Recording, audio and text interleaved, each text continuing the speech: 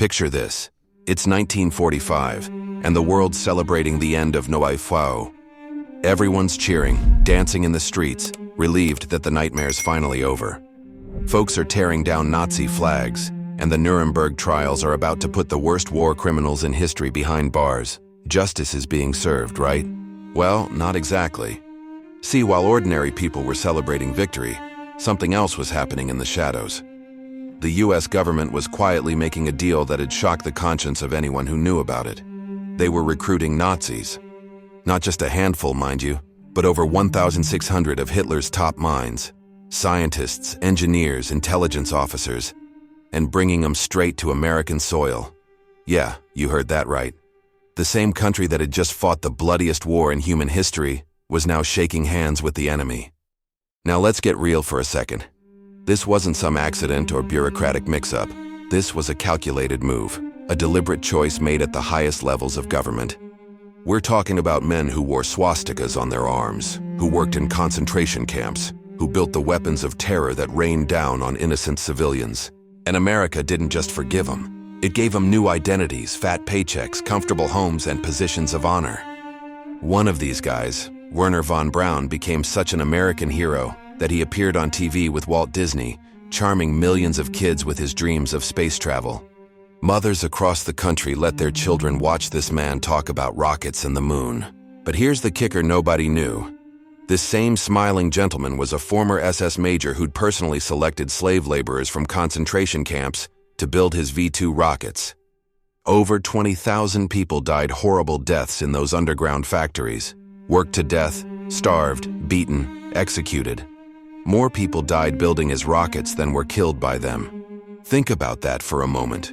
The architect of one of Nazi Germany's most terrifying weapons, a man with literal blood on his hands, became the face of American innovation. He wasn't hiding in some dark corner. He was front and center, celebrated as a genius, a visionary, the father of the US space program. And he wasn't alone. There was Kurt de Boos, another loyal Nazi who'd end up running the launch operations at Cape Canaveral. There was Hubertus Strughold, called the father of space medicine, even though serious questions lingered about his involvement in horrific human experiments at Dachau. These men weren't footnotes in history. They became pillars of American military history and scientific achievement. This ain't some conspiracy theory cooked up in someone's basement or dramatized for a History Channel documentary. This is documented history, declassified files, the real deal. It's a historical narrative that challenges everything we think we know about right and wrong, about justice and pragmatism, about what America really stands for. See, when WW2 ended and the Cold War started heating up almost immediately, America faced a choice that had defined the next half-century. The Soviet Union wasn't just another enemy, it was an existential threat with the potential to destroy everything. And suddenly, Uncle Sam had to ask himself a pretty uncomfortable question. Do you stick to your moral principles and let these brilliant minds fall into Soviet hands? Or do you make a deal with the devil to survive? The government chose survival. What followed was one of the most controversial and morally questionable programs in American history, Operation Paperclip. The name itself tells you everything you need to know about the shady deals being made. When intelligence officers reviewed files of German specialists, they were supposed to flag anyone with deep Nazi ties or connections to war crimes. But here's what actually happened. American officers would quietly pull the incriminating papers from a scientist's file and attach a simple paperclip to his new, squeaky clean dossier. That little metal clip became the symbol of a past being deliberately erased, of history being rewritten with the stroke of a pen. President Truman himself had given explicit orders. No ardent Nazis were to be included in the program. That order was systematically and deliberately ignored. The Pentagon and intelligence agencies launched a campaign of deception that'd make your head spin. They rewrote biographies, scrubbed references to the SS, downplayed roles in Nazi Germany's war machine, and buried evidence of atrocities. In one scientist's file, an officer simply wrote, "He is not an ardent Nazi." For another, nothing in his record indicates that he was a war criminal. It was historical whitewashing on a massive scale, orchestrated by the same government that had just fought a war to destroy the very ideology these men had served. So here's the thing that keeps historians up at night. The question that makes this story so damn relevant even today. Was it worth it? Did the ends justify the means? America got the moon landing, technological supremacy, and an edge in the Cold War that probably saved millions of lives. But it also betrayed its own principles, gave sanctuary to men who should have faced justice, and sent a message that maybe, just maybe, some crimes are forgivable if you're useful enough. It's a story about brilliant minds and dirty hands, about incredible achievements born from unimaginable suffering. And it's a story that forces us to confront an uncomfortable truth. Sometimes the good guys make deals that'd make the devil himself uncomfortable. This is how America decided that to win the future, it had to forgive and forget the most monstrous crimes of the past. And brother, once you hear the whole story, you'll never look at the space race the same way again. Let's set the stage here, because understanding why this happened requires us to step back and look at the bigger picture. World War II didn't just end with handshakes and peace treaties. It ended with a world fundamentally transformed, split right down the middle like a cracked mirror. On one side, you had the Western democracies, led by the United States. On the other, the Soviet Union and its growing communist empire. And between them, a chasm of mistrust, fear, and ideological hatred that had defined global political history for the next 5 decades. Now here's where it gets interesting. During WFOR, America and the Soviet Union were allies. Uneasy ones, sure, but allies nonetheless. They'd fought side by side to crush Nazi Germany, celebrating together when Hitler's Reich finally collapsed into rubble and ash. But that alliance was always fragile, held together only by a common enemy. The moment that enemy was defeated, the cracks started showing. Winston Churchill famously called it the Iron Curtain descending across Europe. Stalin was gobbling up Eastern European countries like a kid in a candy store, installing communist puppet governments and expanding Soviet influence at an alarming rate. The West watched in horror, realizing they'd traded one totalitarian threat for another. The American government looked at this new reality and saw a nightmare scenario unfolding. See, the US had just developed the atomic bomb, the most powerful weapon humanity had ever created. It gave America a strategic advantage, sure, but that advantage wouldn't last forever. Intelligence reports suggested the Soviets were racing to develop their own nukes, and when they did, the world would be facing the terrifying prospect of mutually assured destruction. This wasn't some abstract threat discussed in ivory towers. This was real, immediate, and scared the hell out of every military planner in Washington. The Cold War isn't just starting. It was erupting like a volcano, and America needed every advantage it could get. Enter the German scientists. As Allied forces pushed into Germany in the final months of WW2, they'd made a disturbing discovery. Nazi Germany's technology was, in many ways, years ahead of anything the Allies had. We're talking about the world's first jet fighters, advanced submarines, nerve agents so deadly a single drop could kill you in minutes, and most terrifyingly, the V-2 rocket, the world's first long-range ballistic missile.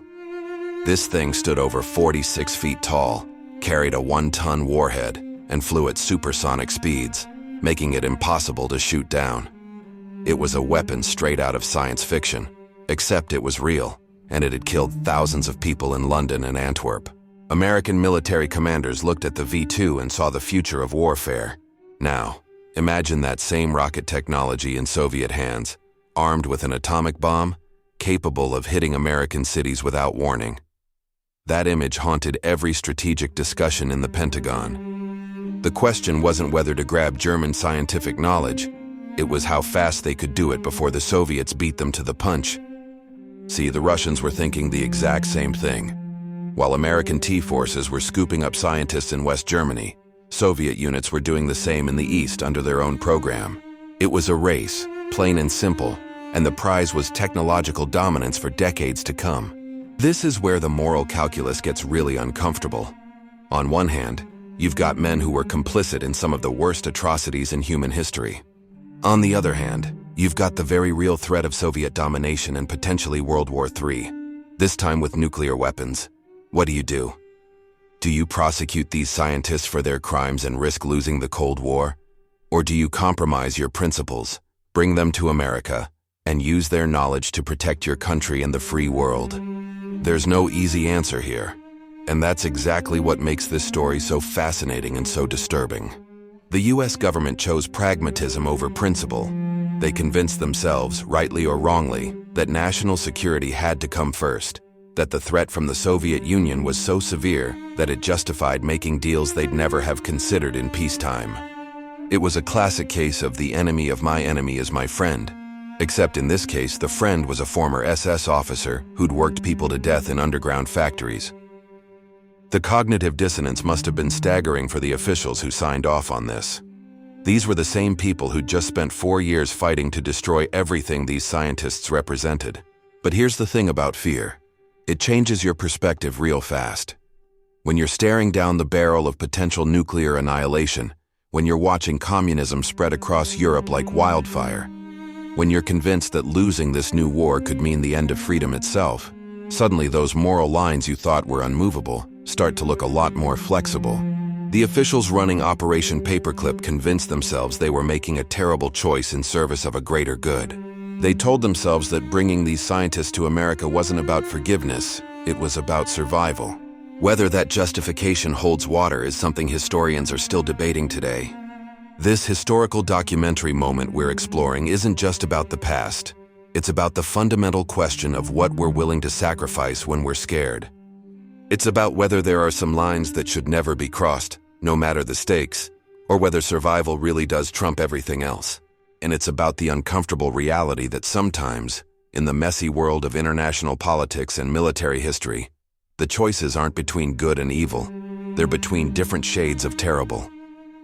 America made its choice in 1945, and we're still living with the consequences today. Now let's talk about the elephant in the room. The massive moral and ethical nightmare that Operation Paperclip created. Because here's the deal, this wasn't just some bureaucratic program shuffling paperwork around. This was about taking men who'd actively participated in one of history's darkest chapters and giving them a free pass, a new life, and in many cases, positions of prestige and power. The dilemma facing American officials was absolutely brutal, and it tore at the very fabric of what the country claimed to stand for. Think about it from their perspective for a second. You've just spent 4 years fighting a war that cost over 400,000 American lives. Your soldiers liberated concentration camps and saw horrors that'd haunt them for the rest of their lives. Skeletal prisoners, mass graves, gas chambers, the industrialized murder of millions. The entire world had just witnessed the depths of human evil, and the universal consensus was clear. The people responsible needed to face justice. The Nuremberg trials were happening right then, putting top Nazi officials on trial for crimes against humanity. The message was supposed to be crystal clear. This kind of evil would not be tolerated, and there'd be accountability, period. But then you've got these German scientists, and the intelligence reports are screaming at you that they're absolutely critical to national security. Werner von Braun and his rocket team knew more about ballistic missiles than anyone else on Earth. Their knowledge could give America a decade's head start in missile technology, which in the nuclear age could mean the difference between deterrence and destruction. You've got chemists who understood nerve agents, aerospace engineers who designed the world's first jet fighters, and intelligence officers who'd spent years studying Soviet operations and knew the enemy inside and out. These weren't ordinary war criminals. They were uniquely valuable assets in a new conflict that was already heating up. So here's your impossible choice. Do you hand these men over to face justice for their crimes, knowing full well the Soviets will scoop them up the moment you let them go? Or do you compromise everything you just fought for, betray the memory of those who died fighting fascism, and bring these Nazis to America? There's no good option here. Either way, you're making a deal with the devil. It's just a question of which devil scares you more.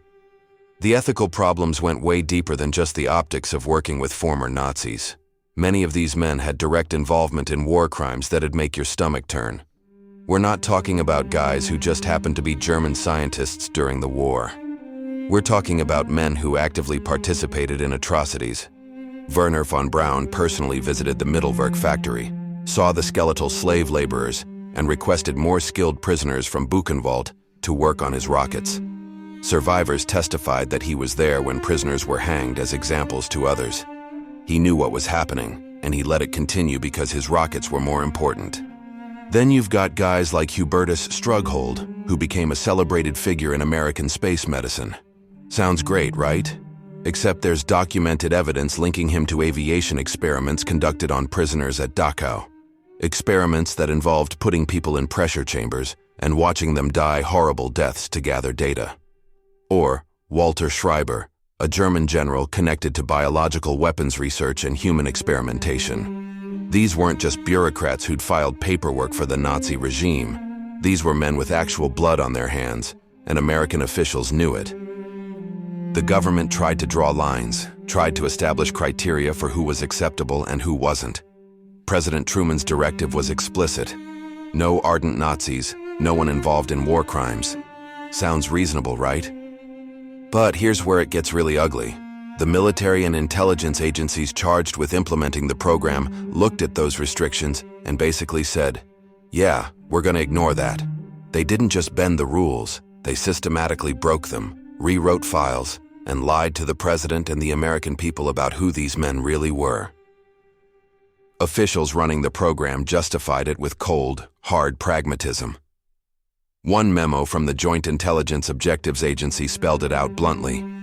These scientists were a vital asset that couldn't be allowed to fall into Soviet hands, regardless of their pasts.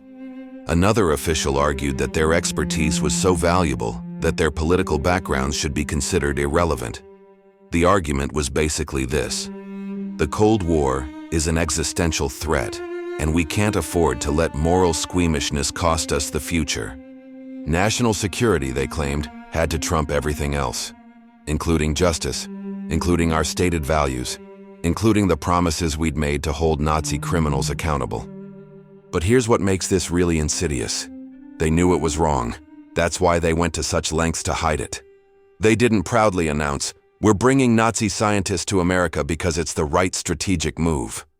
No, they buried it, classified it, lied about it, and created false histories for these men. The deception wasn't just about fooling the Soviets. It was about fooling the American people, who absolutely would have been outraged if they'd known the truth. This wasn't a case of officials making a tough call and standing behind it. This was them making a morally bankrupt decision and then covering it up because they knew it was indefensible. The challenge facing America in 1945 wasn't just strategic, it was a fundamental test of national character. Could you fight a monster without becoming one yourself? Could you defend freedom and democracy by embracing men who'd served totalitarianism and participated in genocide? The officials who ran Operation Paperclip convinced themselves the answer was yes, that the ends justified the means. But that justification required them to ignore the screams of 20,000 people who died building V-2 rockets, to dismiss the testimony of concentration camp survivors, and to pretend that brilliance in science somehow erased complicity in murder. It was a Faustian bargain, plain and simple, and once made, there was no going back.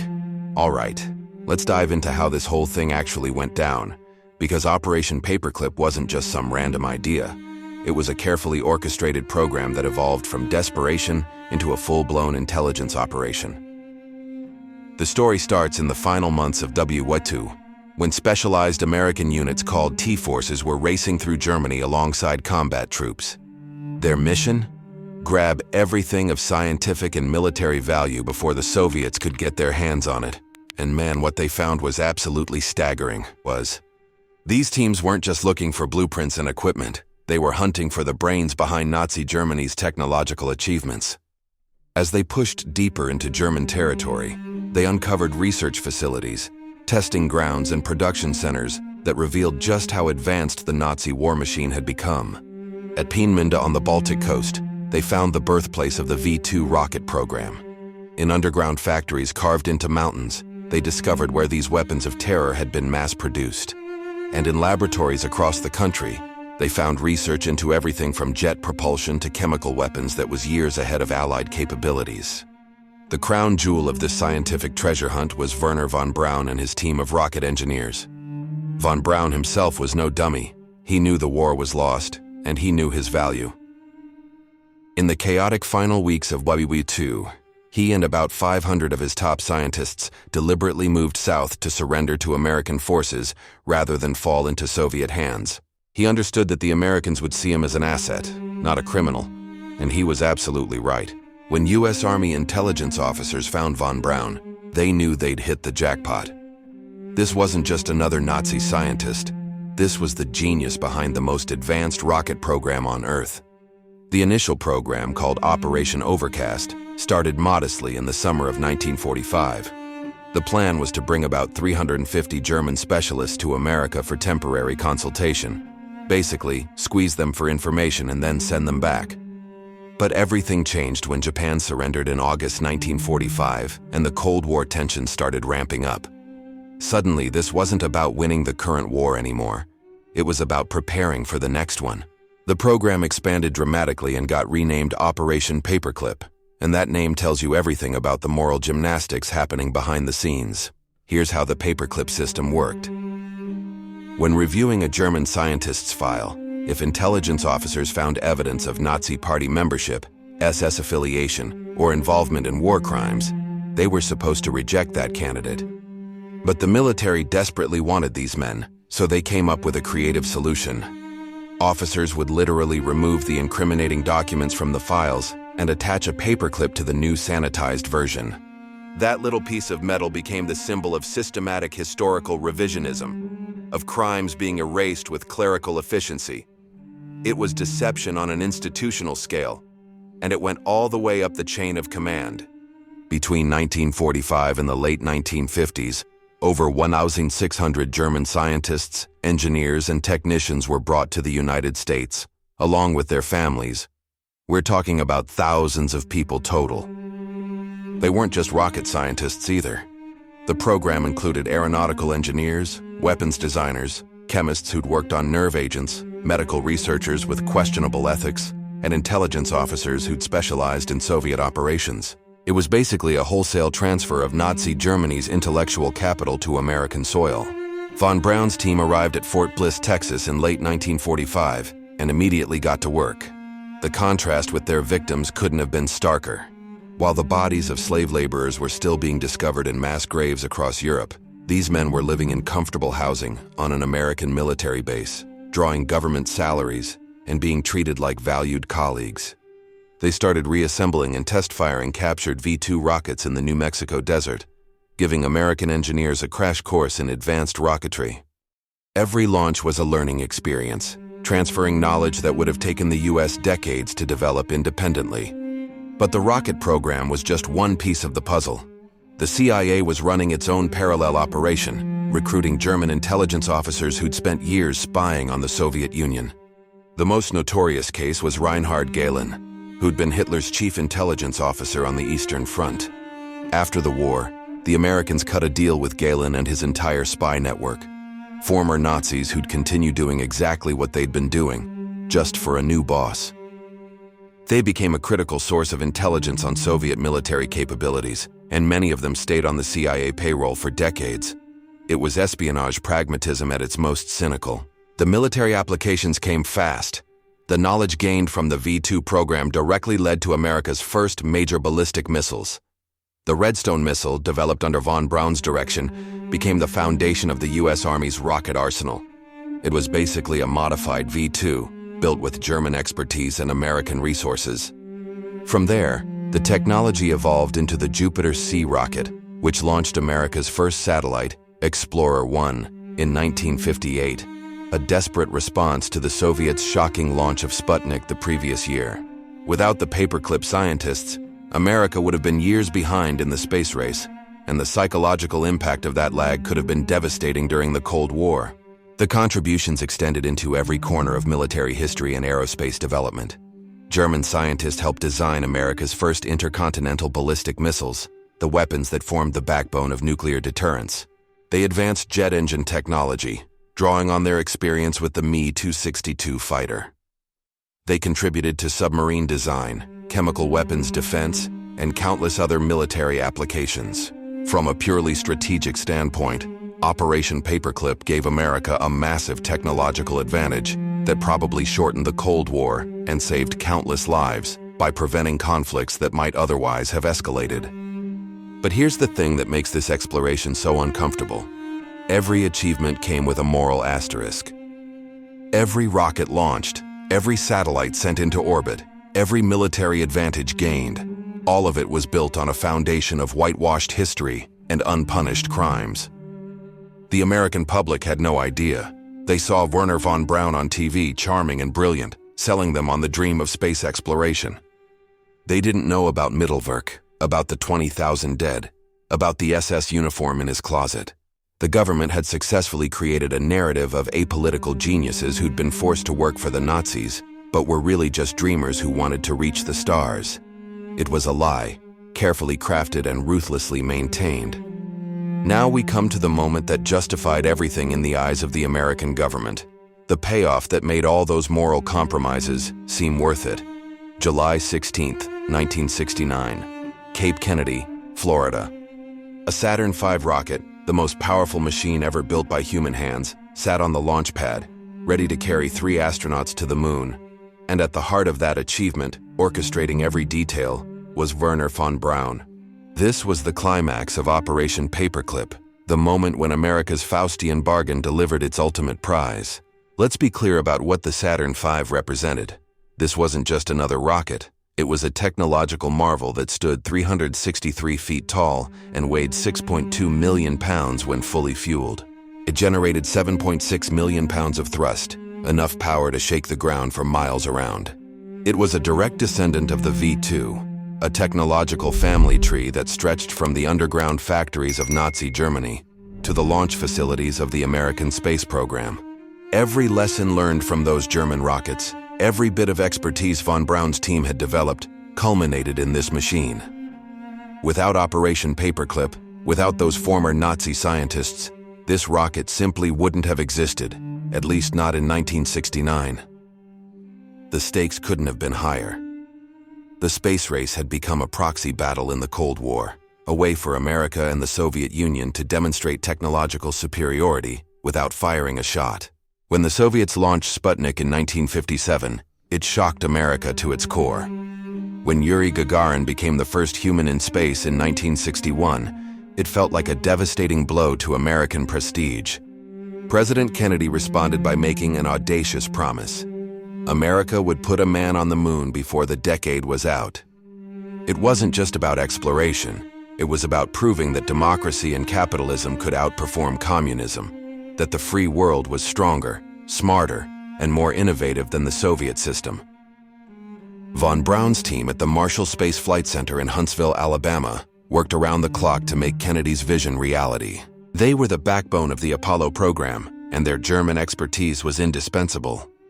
They understood rocket engines, fuel systems, guidance mechanisms, and structural engineering at a level American scientists were still trying to match.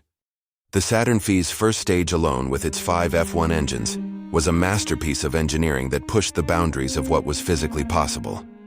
Every test, every calculation, every innovation drew on knowledge that had its roots in wartime Germany. On that July morning in 1969, when Apollo 11's Saturn V ignited and began its slow, thunderous climb into the sky, millions of Americans watched in awe. 4 days later, Neil Armstrong took that famous first step onto the lunar surface, delivering the line that would echo through history. That's one small step for man, one giant leap for mankind. It was an incredible moment of human achievement, a triumph of science, courage, and determination. The entire world celebrated, and America had won the space race decisively. The psychological impact was enormous. It proved American technological superiority at a time when the Cold War was still raging and the outcome was far from certain. Von Braun became a household name, celebrated as an American hero and the architect of humanity's greatest adventure. He appeared on magazine covers, gave interviews, attended White House ceremonies, and basked in the glory of what his rockets had achieved. To the public, he was the embodiment of the American dream, an immigrant who'd come to this country and helped accomplish the impossible. NASA carefully cultivated this image, promoting him as a visionary whose only goal had ever been peaceful space exploration. They emphasized his boyhood dreams of reaching the stars, his love of science fiction, his optimistic vision of humanity's future among the planets. But here's the moment of brutal honesty that makes this climax so morally complex. While America celebrated, the ghosts of Mittelwerk remained silent. The 20,000 people who died building von Braun's earlier rockets had no voice in this triumph. The survivors of the underground factories, those who'd somehow lived through the hell of slave labor, watched this celebrated genius on television and must have felt a crushing sense of injustice. How could the world honor a man who'd walked through their suffering and done nothing to stop it? How could his crimes be so thoroughly erased that he was now being treated as a hero? This is the key moment that defines the entire Operation Paperclip legacy. The moon landing proved, beyond any doubt, that the program had delivered incredible results. America got technological supremacy, military advantages that probably prevented World War III, and one of the most glorious achievements in human history. From a purely utilitarian standpoint, the bargain worked. The ends, winning the Cold War, reaching the moon, advancing human knowledge, were spectacular. But the means? They involved giving sanctuary to war criminals, betraying stated principles, and sending a message that genius and usefulness could absolve even the darkest sins.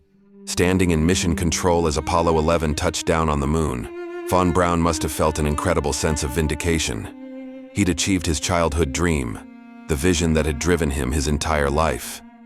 The rockets he'd designed had taken humanity to another world. But did he ever think about the bodies? Did he ever confront the moral cost of his ambition? Did the cheers of mission control drown out the screams from Mittelwerk? We'll never know, because von Braun went to his grave in 1977 maintaining that he'd just been a scientist pursuing his passion, a man caught up in circumstances beyond his control. The Apollo 11 landing was America's finest hour in the Cold War, a historical documentary moment that proved democracy's ability to achieve the impossible. But it was also the moment when Operation Paperclip's moral compromises were fully validated by success. The government could point to the moon and say, "See, this is why we did it. This is why we made those hard choices." And for most Americans, that was enough. The triumph was so spectacular, the achievement so profound, that the dark history behind it remained buried. The Saturn V's roar drowned out the uncomfortable questions, at least for a while. This was the climax, not just of the space program, but of America's willingness to sacrifice its principles on the altar of victory. And in that moment of triumph, with the whole world watching, those principles seemed like a small price to pay.